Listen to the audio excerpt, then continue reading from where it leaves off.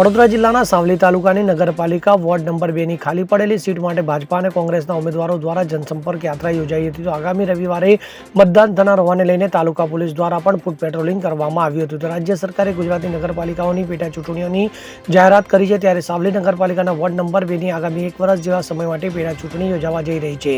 તો ગત ટર્મમાં વોર્ડ નંબર 2ના ભાજપના વિજેતા સભ્ય કમલેશભાઈ શેઠ ઉર્ફે શાસ્ત્રી ગત ટર્મની ચૂંટણીમાં કોંગી ઉમેદવારથી આછી પાતળી સરસાઈથી વિજેતા થયેલા હતા. તેઓનું 6 માસ અગાઉ અકાળે નિધન થતા ખાટી પડેલી સીટના 2022ના મતદારોને રીઝવવા માટે ભાજપાના ઉમેદવાર ભદ્રેશ કુમાર નટવરલાલ પાઠક અને કોંગ્રેસના ઉમેદવાર રતનસિંહ ગોવિંદભાઈ પરમારે ઉમેદવારી નોંધાવી છે. તો બંને રાજકીય પક્ષોના ઉમેદવારોએ પોતાના સમર્થકો સાથે ઢોલ નગારાના તાલે પત્રિકાઓ વહેંચી લોકસંપર્ક યાત્રા યોજી હતી. તો આગામી 16 ફેબ્રુઆરી રવિવારે મતદાન અને 18 તારીખે સાવલી નગરપાલિકા વોર્ડ નંબર 2ના રસાકસી ભરી ચૂંટણીનું પરિણામ આવવાનું હોવાને લઈ કાયદો અને વ્યવસ્થાની જાળવણી અર્થે વોર્ડ નંબર 2 વિસ્તાર સહિત નગરના મુખ્ય માર્ગો પર પોલીસ દ્વારા ફૂટ પેટ્રોલિંગ કરવામાં આવ્યું હતું.